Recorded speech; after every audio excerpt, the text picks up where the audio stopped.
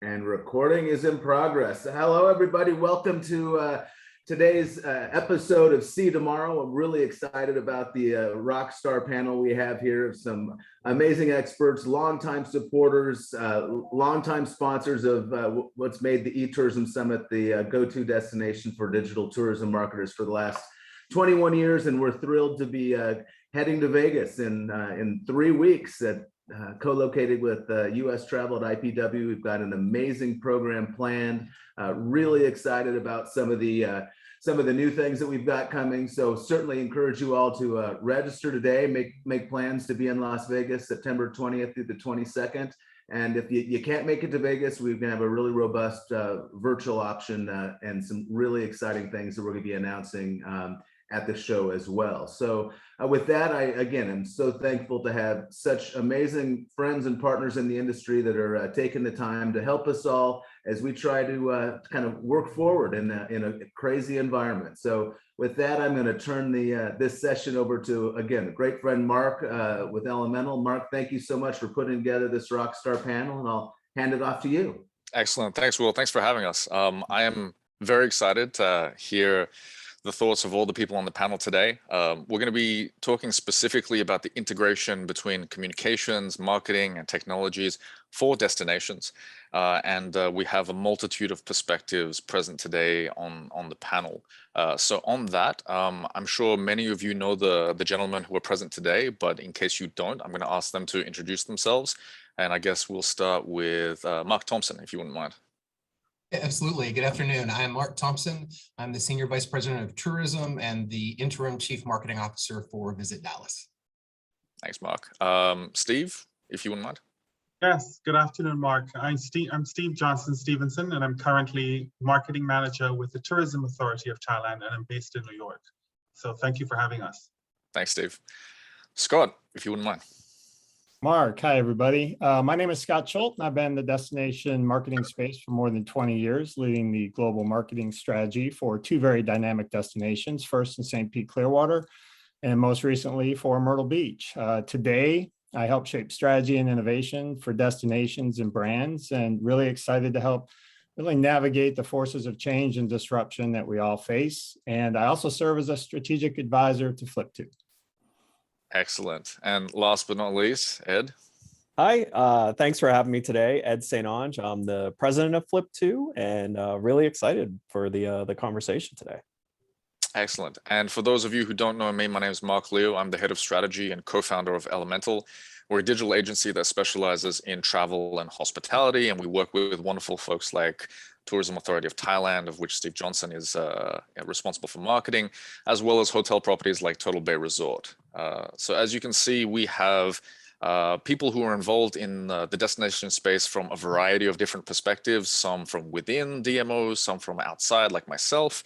And really today want to tackle some of the big challenges related to the topics of communications and marketing and technology, and how all of this fits together, especially in light of recent challenges. So I always like to start these conversations with super easy questions. And today's question will be, what is the single biggest challenge that DMOs are facing? Right, super easy. And I'll throw this one at Scott. What's the number one thing? Really, it's such easy questions. Really, there's a lot to unpack here, and there's a lot of topics that we could actually bring to the forefront to discuss.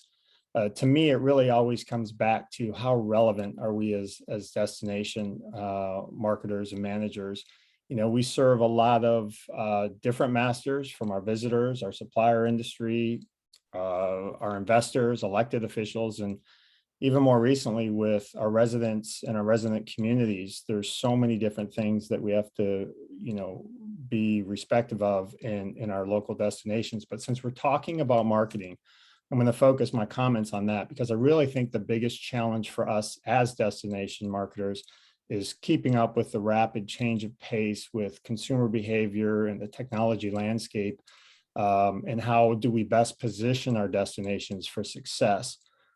Marketing overall, communications, creative, distribution channels, everything is evolving so fast, and we're shifting really from focusing on we've talked about this in the past, more like seasonal large campaigns to really what we are today is always on marketing. And have we crafted the right strategy so that we can execute really in a fluid marketplace? And do we have the right technology and partners in place to deliver and win? Yep, simple challenge. Mark Thompson, I saw a bit of head nodding there, so I'm guessing that you agree. Is that also for you the biggest challenge, or is it something else? No, actually, I would say it's adjacent to what I would say the biggest challenge is, which I would say is uncertainty, and uncertainty on several fronts from a marketing standpoint. Obviously, from a consumer and a customer standpoint, as Scott mentioned, we're keeping an eye on things like traveler sentiment and behaviors and all those sort of good things. Obviously, we're seeing rapidly changing booking windows and other indicators like that. And then we're also behind the scenes on the marketing side. I mean, this audience knows it better than anybody. I mean, we're constantly changing strategies and tactics. And so I think the uncertainty, with it brings some opportunities, and certainly there's some silver linings there, but definitely the biggest challenge that we face in the DMO space. Definitely, it's hard to make a plan and execute it when you just have so many unknowns out there. Steve, is this also something that you're seeing from your perspective? Absolutely. I think it's hard to put it into one word, but definitely one of the biggest challenges that we face obviously has to do with budget, but also mixed messaging, which comes from what Mark said, uncertainty, both in market as well as in destination. And, it doesn't all go well, and it's one of the challenges that we face in terms of making sure that whether it's the consumer or whether it's the trade, that they have the right information in a simple, understandable way so that they can effect their business. And that has been one of the big challenges as well. Yeah, that makes a lot of sense. I mean, there's so much information for us to process, but also to get out to the various different stakeholders, and keeping all of that clear and aligned is certainly a huge challenge. Ed, you've got a different perspective on this, being somewhat of an outsider, but very closely tied to the destination space. What are you seeing in terms of major challenge? So I think it all comes down to one word, and it's disruption. But it's all different types of disruption. I've seen in the years that I've been focusing on really how to help destination marketers, I've seen just this constant cycle of disruption, where you have technology disrupting things, you have travelers' expectations and behavior disrupting things, you have large players like Google and TripAdvisor disrupting what a DMO does. As of late, there's a thing that's been going on called COVID that has been quite disruptive as well. And when I look at this, not all of it has gotten the reaction for a catalyst of change. So what ends up happening, and what I've at least seen, is disruptions constantly happening to the destination marketers. Yet a lot of years they're not addressing it because the numbers look good. Things are going well. And so what that causes is, kind of getting behind the eight ball. And I think what everyone started to realize as we were going through COVID is kind of this need to reset and rethink, all aspects of how destination marketers serve the wider community and economy. I'm hearing a lot of common threads in this: uncertainty, confusion, multitude of challenges, a lot of crisis. So certainly, I think all of these are interrelated. So bringing it back. If I could just inject and just add one Please, thing to what Ed said, because I think that, the concept that he brought forth demands flexibility. And oftentimes internally, flexibility is not something that's easy to adjust. And that poses serious challenges when you have a disruption like now. Absolutely. So that's a great point. And then, so bringing it back to the themes of marketing and communication technology, what can those different areas do to help address these challenges and bring that additional flexibility? Or how should we perhaps be rethinking our approach to those disciplines to address these challenges? Open this up to anyone.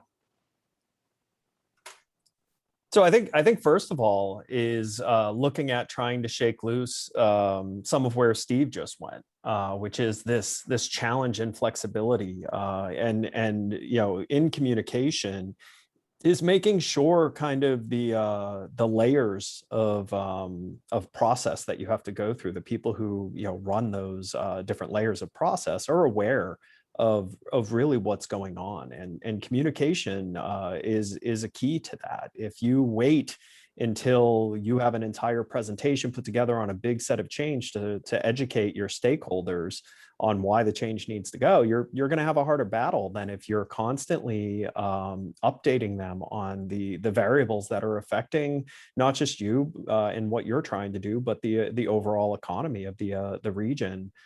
So I think, thinking about that strategy of how do you balance that? How do you communicate the challenges and really set the groundwork for affecting change, while not also, getting it to a point where no one reads it because you've put way too much information in?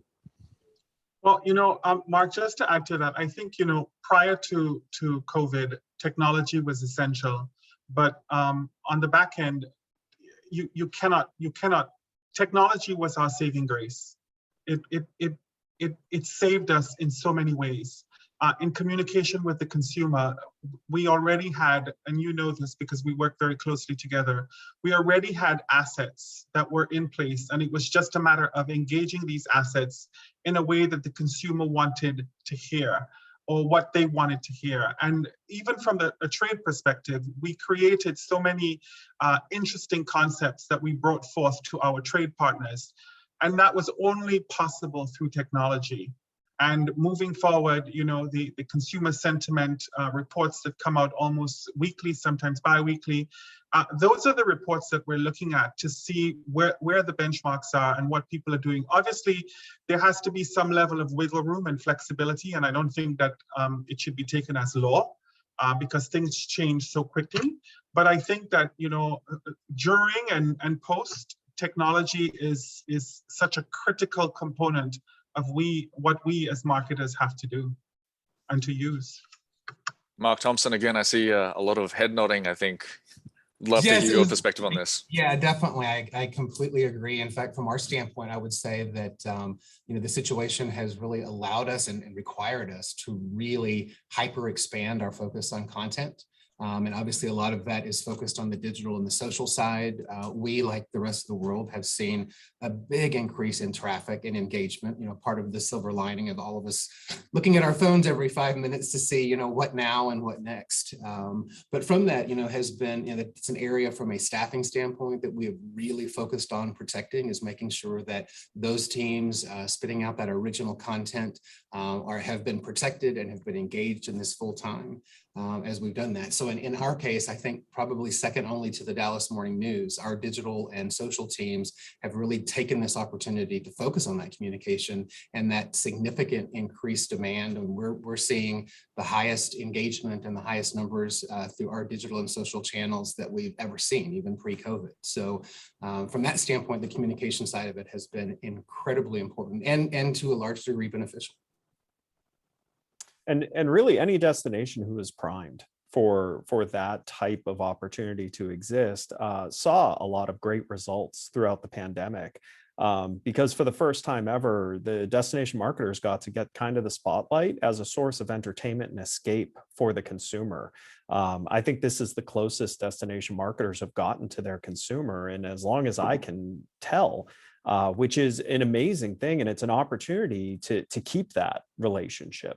I think there were different phases where a lot of destination marketers wanted to tread lightly on this feeling that the consumer was loyal to them, potentially more than they are to the small businesses inside the community. But I think what we saw through this pandemic is the destinations that had a content strategy, that had a multi-channel communication strategy, and were able to really tie together audience with content that was relevant to where the masses were at that time, created this new kind of refresh where destination marketers can be closer to the traveler, which really is super beneficial for everyone.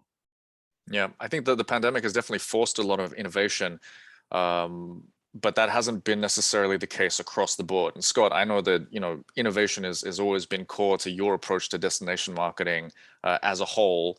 I think a lot of the people listening today are looking for some kind of practical approaches to how do you stimulate innovation, because it's not necessarily an obvious thing. So we're curious to get your thoughts on that. Oh, Scott, I think you're on mute. Had a dog barking in the background, so thanks for reminding me on that. I think you have to set yourself up for success, and it all starts with the leadership of your organization. I think I shared with this group last time we talked, back in 2009, we were doing a lot of beta testing on products with Google, and I started learning more about some of the capabilities that they allowed their engineers to take 20% of their time to actually focus on innovative programs of their own liking that were actually off of their main work areas. So I started thinking about that more. And so I started creating into our organization development dollars that came off of the marketing budget that could be really pushing more of the bleeding edge capabilities of marketing and communications. And so we would do a lot of trial with innovative platforms and products. I can remember one of the first ones was really with YouTube, and that was in 2009 when they had their first watch programs, the very first ad that would show when the video would run, and we were piloting that program. So it's just setting the organization up for success and getting the leadership to agree on taking some of your budget and trying new things, being the first to market, whether it's actual investment in technologies and platforms or just in new types of distribution capabilities. And I think what you do by that is you really start to learn what works, what doesn't, but it helps you set that mindset to have innovation at the forefront of your operations. I think that makes sense to everyone. I think in practice, it's probably harder than it sounds, but it sounds like it's also a necessary evolution, and particularly since the innovation that we're talking about and all the things that were just mentioned in terms of content, in terms of technology, involve various different groups within a DMO. Whether it's the communications team or marketing or IT and data, which for a lot of DMOs has traditionally been siloed and separated. I think this year has forced a hard look at how those are separated and or integrated, not least of which because from a budgetary standpoint, that's been required.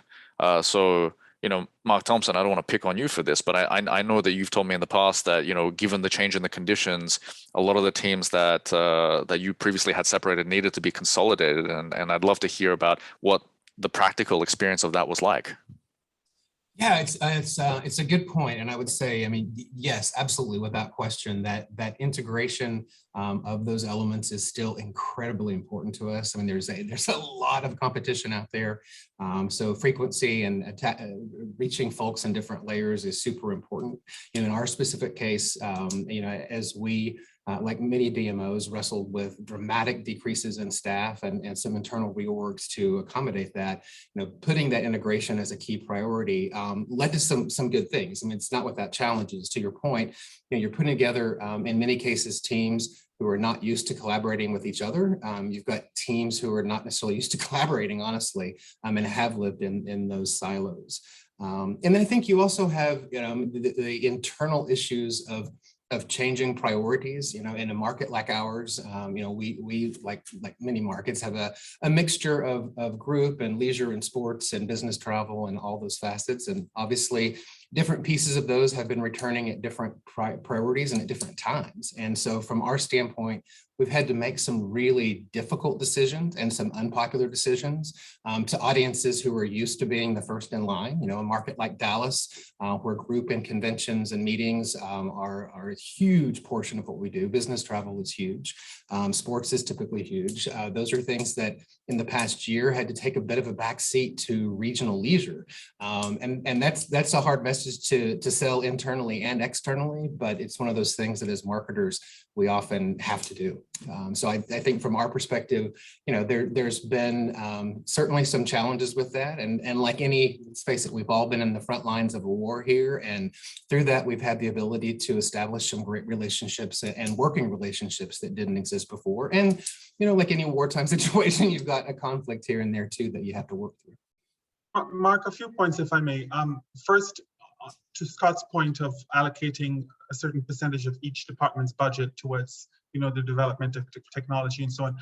Unfortunately, national tourist offices don't have that luxury, but it begs the question of, if you don't have it in-house, you have to make sure that when you're recruiting a partner, that you're recruiting a partner that has those capabilities and that is on the forefront of technology, of cutting edge systems and procedures and creative ideas, et cetera, et cetera.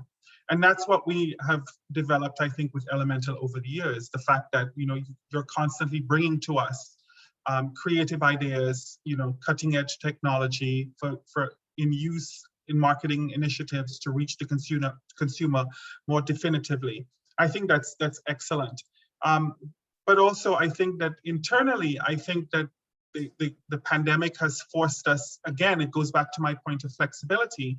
It's forcing us now to look at things that we did prior to COVID and to see how we can make sense of it and how we can become, more creative using limited budgets. It may be we're merging two areas that weren't together before under one umbrella so that you are able to do things in a creative way and bring that level of synergy that ought to exist between the various departments.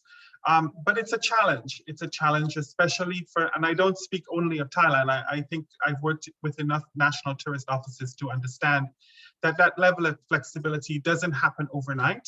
But those are some of the things from where I sit. I think that national tourist offices are going to have to look at in a more closer manner so that they can be even more effective when the next hurdle or bump comes, because that's our business. We deal with it all the time. Yeah, I'm glad you brought up those 2 points. I mean, not to shamelessly plug my own agency, but recruiting the right external collaborators is definitely a flexible resource that each DMO is going to have to figure out their own approach to, especially as it relates to disciplines that really aren't their core competencies. I mean, DMOs have enough things on their plate. They can't be experts at everything, and so finding the right people to work with them tailored to their specific needs. It's not, a one size fits all. So we've been lucky enough to partner with Thailand for many years, and our approach there has always been to look beyond just the different silos of marketing, communications, technology. For us, it's all one package, and we're also fortunate in that we have a very strong relationship with the public relations agency that works with Tourism Authority of Thailand. So we really function as one seamless team, which was not necessarily always the case in other circumstances. But then the other point that you raised, which I thought was really interesting, is what are the lessons that were forced on us during the pandemic, but that we will carry on past recovery whenever that happens to be, because we've just figured out a better way, or at least we figured out how to think about problems in a different way. And Ed, I know you spend a lot of time thinking about lessons that we can learn from the past and how to address them currently, but looking forward into the future as a technologist. So what do you think are some of the things that we can take away from the experience of the last 12 months? Well, I think before we get into the detail of the very specific things, I think we can talk about the methodology of identifying those things proactively. And this is how Scott and I ended up working together. When Scott was at Myrtle Beach, he had identified a lot of themes in the challenges that was making their future difficult. It was, they were seeing rising costs, lowering performance on the, kind of standard things. And he started to dial in and realize that they all had things in common. And so he really created, kind of a framework of what the big picture was he wanted to accomplish that he knew didn't exist at that time. And so, Myrtle Beach was in a unique situation coming into the pandemic, because some of that foundational work that Scott had put into place, and that, shameless plug, we were a big part of from an infrastructure perspective, were focused around, one, being much closer to their lodging community, having a better partnership exist between the destination and their lodging partners to the level of focus on consumer journey as it goes all the way down the line. And why that was an interesting focus to really have the foundation in place for before the pandemic hit is that when you get that close, you unlock a few things. One, and this was probably the biggest byproduct, I'm sure Scott would say, is he had real-time understanding of what was going on across the entire market, what consumers were, showing interest that maybe weren't on their radar before, what kind of decisions were being made, what did the windows of booking look like, where were, what was the profile of who was the best consumer booking, and which allowed him to be very nimble with his marketing budget as he opened back up. That was huge. The other side of that collaboration that was really beneficial was both the destination and the entire lodging community had spent about 2 years focusing on building an engaged audience that wasn't being hit to drive to a specific weekend of need, but instead was just this growing audience that was constantly being hit with dreaming level kind of engagement. And so when they had to lock down and couldn't do their normal marketing machine, especially down at the lodging layer, which is normally come stay this weekend, come book these dates, they were able to shift to this audience and hit them with dreaming content across all of their different channels. And so when you look at those two kind of benefits and what they did for Myrtle Beach as they were going through a lockdown and then coming out of a lockdown, is they were able to move incredibly fast through what the consumer needed at each phase of their kind of progress, right? And so if you look at that, there's no coincidence that Myrtle Beach has been one of the best recovering destinations in the world. Was definitely the fastest recovering destination, and then has held a really strong recovery to where they've bumped other destinations that have a lot more money going into their marketing. But this came because they had partnered closely with the rest of their community of marketers and kind of got everyone rowing in the same direction. And had been lucky enough that was, at its almost jog to almost sprint pace before COVID really disrupted things.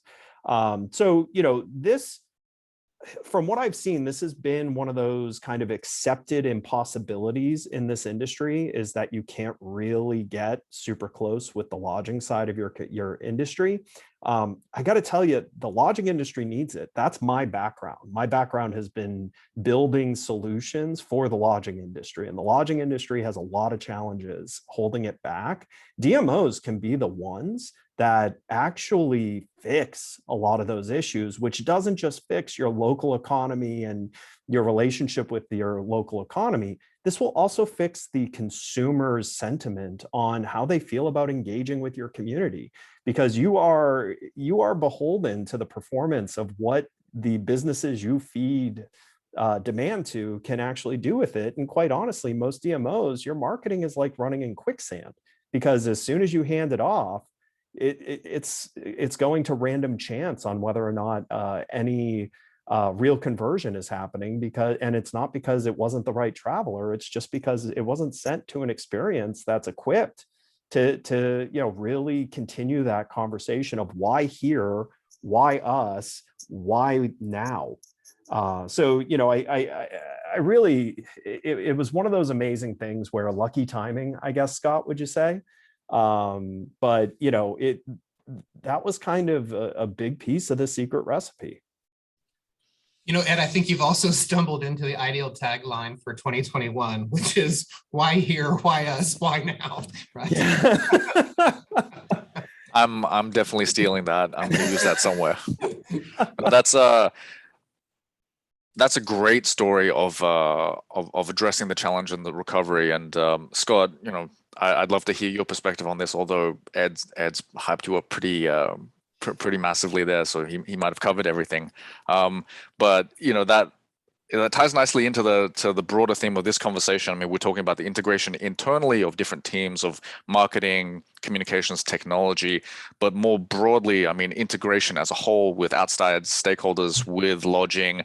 That seems to be the driver and the thread line for success there. And Scott, I'd love to get your perspective on what Ed just talked about, but also that kind of broader collaborative framework within the industry as a whole. Yeah, there's a lot to unpack as well. I love small questions. Yeah, I'll try to just give it from a surface level. As destination marketers, it's always been difficult to understand all the different levers that we pull. What does that really mean to the bottom line of the destination? And the people that really can provide that information are our travel suppliers in market. And so the technology exists for us to be able to connect our communities into a larger ecosystem. And especially now, why that's so important, you say, why now? Is because once you connect people digitally, you're now creating a first party platform for data.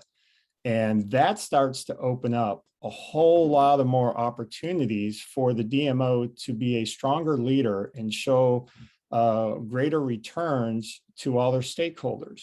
And without being connected, we'll never truly be able to identify how effective our inputs are to the results. And so that's why collaboration using marketing automation is vital, I think, for our industry. And this was really a couple years in the making with us in Myrtle Beach, but even much more profound when it came to a crisis environment where we were so well positioned. And it goes back to what we talked about earlier. It was putting in that foundation, more than a decade ago, of continuously trying to invest and at least provide a mechanism so that we could innovate and continue to think about those things that could take us to the next level. And I think that's what this has done. It's helped level up our community, and so that everybody can do a better job working collaboratively in owning that customer relationship. And that gives us more ability to reach out and connect with them, especially in times of need. Yeah. I sure hope that governments across the board will hear your message and respond, because it is so important to have those capabilities and to be able to be in control of your own tracking mechanisms and systems. Because as of now, I remember when I first started my career working for a national tourist office, it was all about awareness building, et cetera, and it switched, and then all of a sudden we were asked to account with a KPI, specific numbers, as opposed with versus what you're spending, and we have to rely really on third party to give us that information, and we don't know definitively whether that information is accurate or not. And I think it's important for us to start thinking along these lines of either engaging or developing that technology that can help us definitively track those KPIs and be in control. And then also, I think somebody on the panel mentioned a closer relationship with the private sector. And that's going to be incredibly important moving forward. And there has to be a level of accountability, because the private sector wants to know, if I'm coming along with you on an initiative, I want to know that there is a reasonable KPI that I can expect. And if our technology is able to do that, then I think it's a win-win. But I hope that, moving forward, that all governments around the world understand that it's so important for us to engage technology in such ways.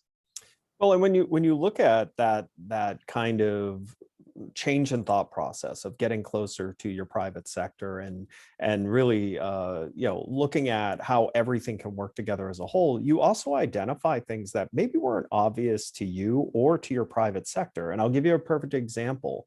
what are most DMOs trying to really do? They're trying to get travelers dreaming about their destination. So most of the audience that you're engaging them at the very top of the funnel, the dreaming phase. The challenge that became very obvious when we were doing this project with Scott in Myrtle Beach is the marketing that you're handing that traveler off to is not at all focused that far up the funnel. Most lodging architecture is focused at the very bottom of the shopping stage, where if you go and think through this lens and now go check out any of even the best hotels in your market's marketing, and you will realize that they skip a large amount of the conversation of why here, why us, why now, and instead it's you've made all these decisions. Here's what I have available. Pick me, please. And so that gap is something that consumers feel, and that gap has been filled. It's been filled by Google, TripAdvisor, by social media, by online travel agencies. They've been living in that gap where they are bridging that story, but this creates a problem for your private sector. You attract a traveler to want to come to your area. You hand them off to the private sector. They do a bad job at bridging where the consumer was to where they would need to be for a transaction. So then that consumer goes somewhere else where it becomes less profitable for your private sector. If they go to Expedia, there's an instant cut that Expedia is taking for bridging that gap. So through this type of collaboration with your community, you can also find the ways to not only increase your overall economic impact, but really do it in the most profitable way possible for your private sector, which then starts to chip away at some of the other challenges we started this conversation about that were non-marketing related, like defending your existence, defending your budget, defending, why you uniquely should exist and have more marketing funds. Well, all of that, there's no silver bullet. There's no, oh, we did this one thing, everything's fixed. It's all about strategy, working closest with the businesses that really need your help. You're at a different level than they are. You have a different level of capabilities, a different set of marketing tools than they do.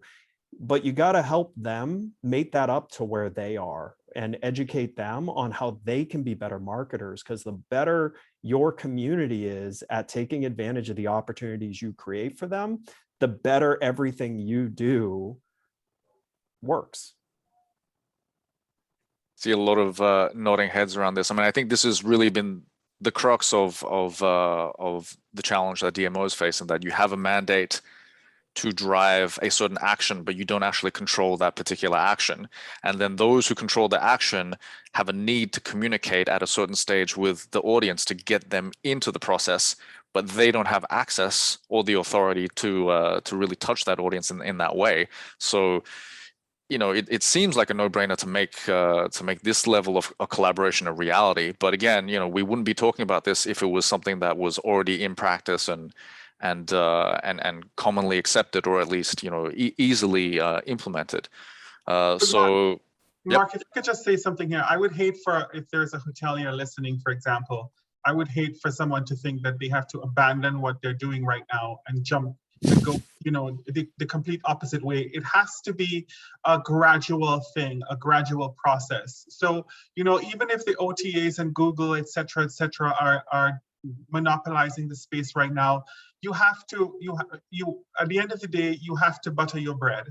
And if those are giving you butter for your bread right now, then you have to continue. But at the same time, you have to be focused and be mindful of exactly what Ed mentioned, in the sense of you have to develop that technology and invest in it so that you become more in control of your destiny.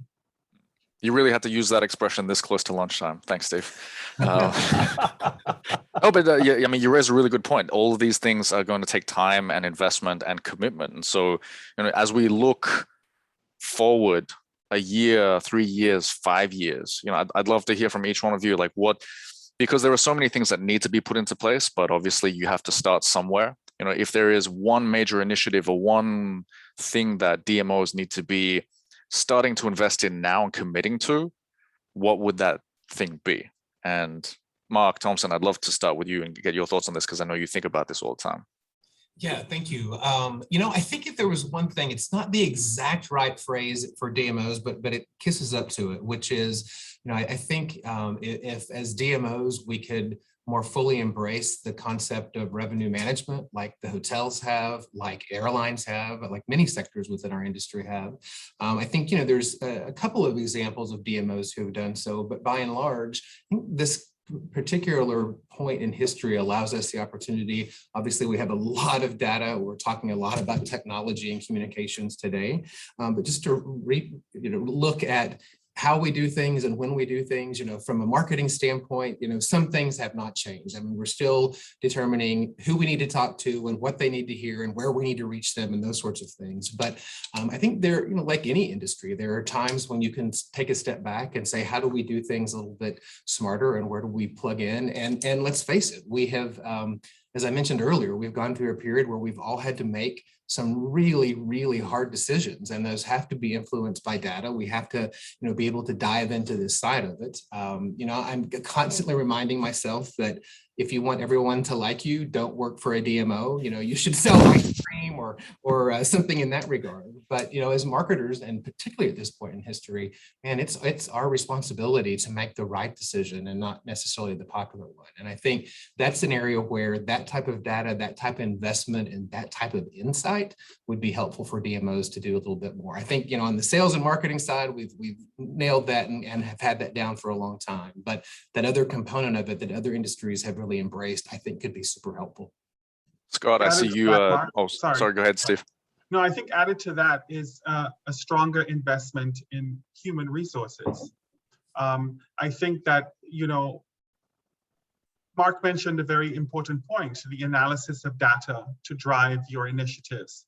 Well, you have to make sure that your human resource internally is competent enough to analyze data, to get that data, and to let you know whether or not outside third-party partners are really guiding you in the right way. And you also need to be in charge of yourself. So I think that, a deeper investment into human resources is critical, and not just in terms of technology, but even in terms of marketing and sales, how we do it, how we approach it, and how do we allow data and the analysis of that data to drive what we do in marketing.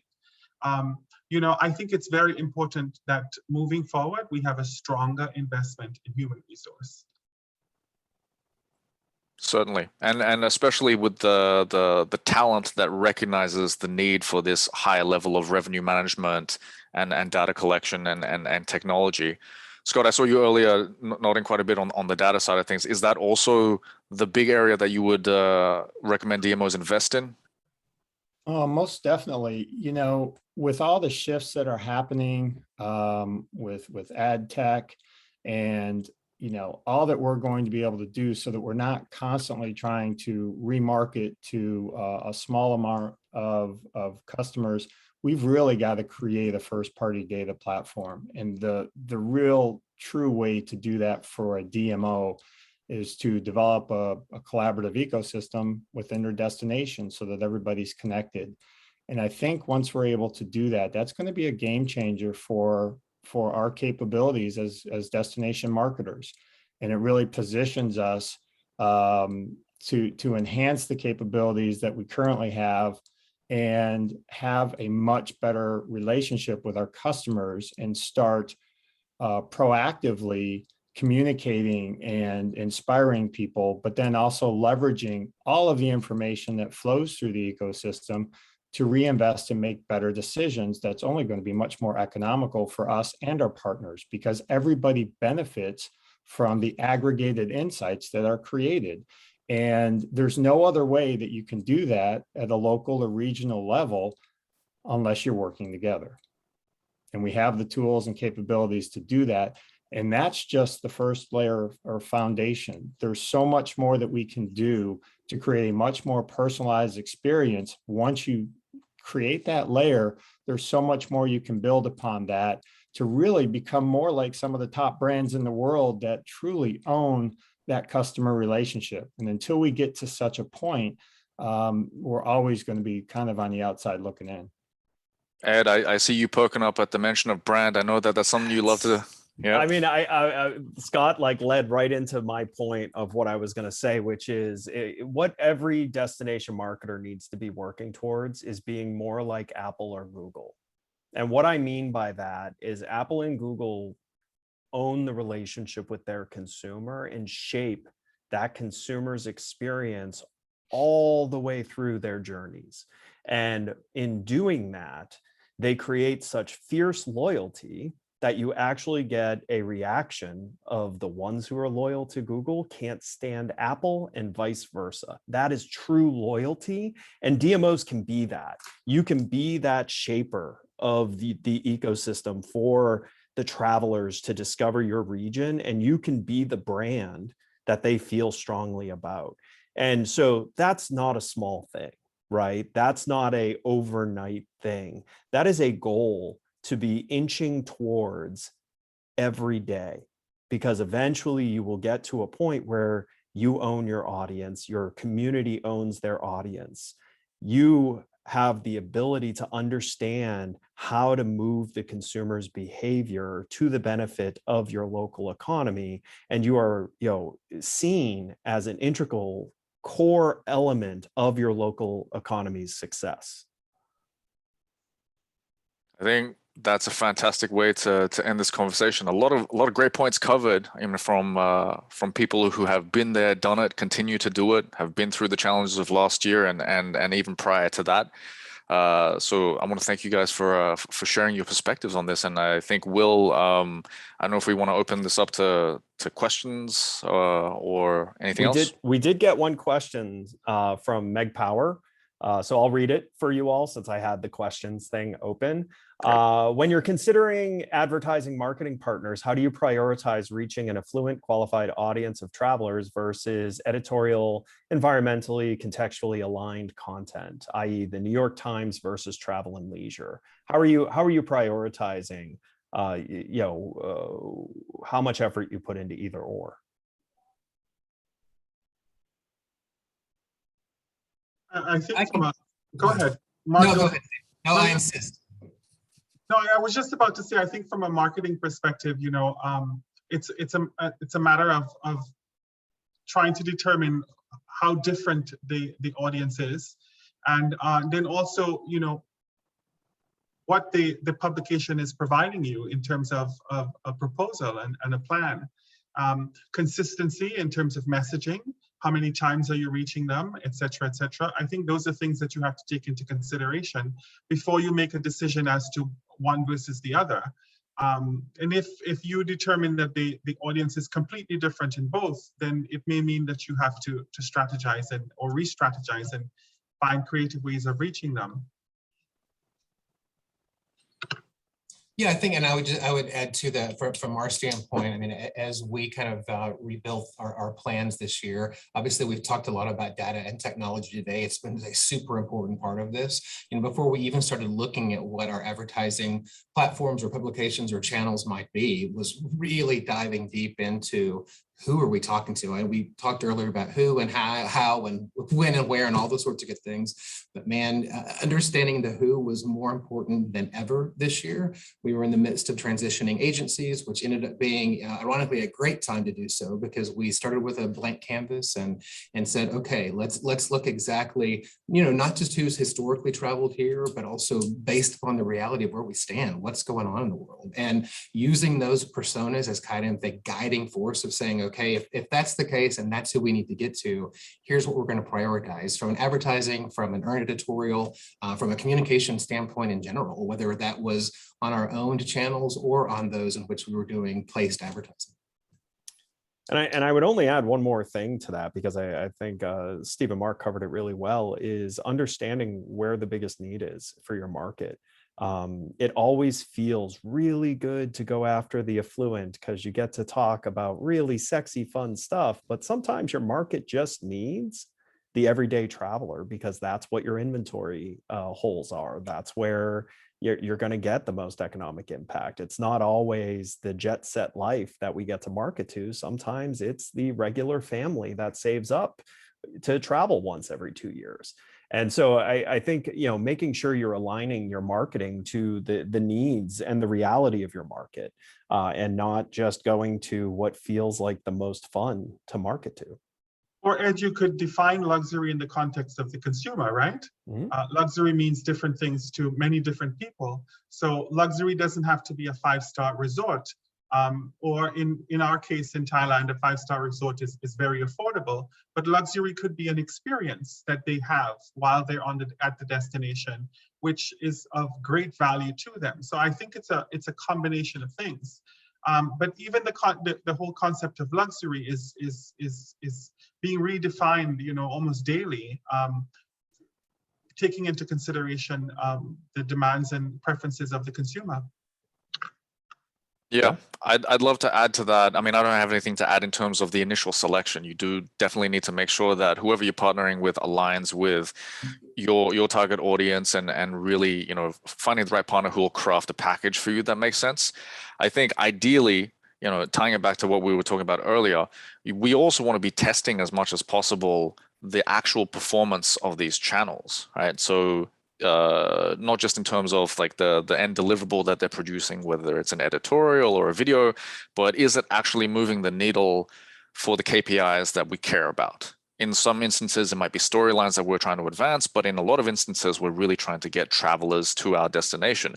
And that can only happen if we have the right, data and analytics framework in place, which goes back to what we were saying before, and making sure that those investments are done. So that's not necessarily applicable in every circumstance, but I think that's where we want to go towards, because then we can make much smarter choices, not just one time, but over a long period of time, and continually optimize our placements so that we know for certain where's a better place to put our dollars.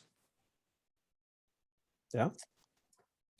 So do we still have time for any more questions? Because if anyone else wants to submit a question, you've got 4 guys and me, or now 5 guys and me that are here to answer. I have questions. a question. Oh, nice. All right. Well, I'd like you to, Ed, talk a little bit more about the thinking like a brand for a destination, thinking like a brand versus traditional destination marketing, and kind of how you see that looking. You gave great examples with the Google and the Apple, but maybe an easy step. What's the first step in terms of rejiggering your thinking to go in that direction? Audit the traveler's journey. Make sure that the traveler you are attracting is actually not hitting unnecessary friction, that the stories that need to be told are being told effectively to them. Because if you look at Google and Apple, they're both obsessed with the journey that their consumer goes through. That's where they spend most of their time, because if you nail the experience, and the experience is both digital, physical, like it's the whole package. So I think you start by taking off your rose-colored lenses of being the biggest fan of the town that you're marketing, and actually audit the journey. What are travelers going through? How are we telling the story at every level of the different layers, the destination storytelling, the travel partners, like down to attractions and things like that, and start building almost a 101 basics set of steps for everyone to start moving incrementally into the direction of giving a better unified traveler journey. Because you start there, that is your foundation. You nail that foundation, all of a sudden building buildings on top of that become really fast, really effective, and incredibly powerful.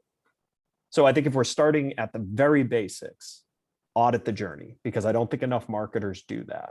And I think DMOs have done a good job historically of understanding the travel, the travel funnel, right? But now, the travel planning process is much more like a maze than like the traditional funnel that we all grew up with. That makes that audit much harder.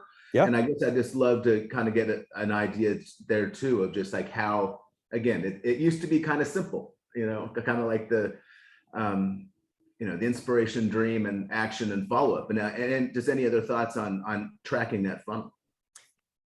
Yeah, I mean, well, so one thing you have to understand is when we say tracking, most people just think analytics tracking, and analytics tracking tells an imperfect story. It's more smoke signals of a journey than it is actual detailed maps of a journey.